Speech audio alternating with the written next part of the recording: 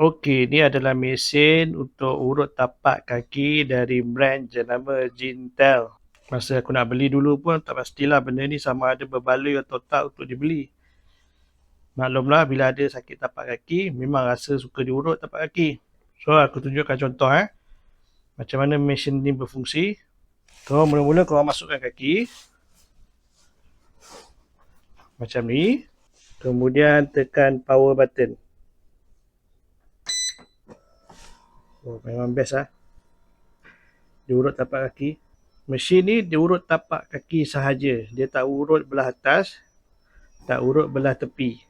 Tapi dia urut tapak kaki daripada depan, ibu jari kaki sampai ke tumit.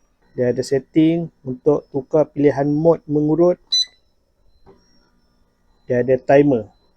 Kalau korang tanya aku sama ada berbaloi ke tak beli mesin ni, kalau tanya aku secara peribadi, ya aku suka Sekali lagi bila korang ada selalu sakit tapak kaki, beli mesin urut tapak kaki dari Jintel ni, bagi aku berbaloi.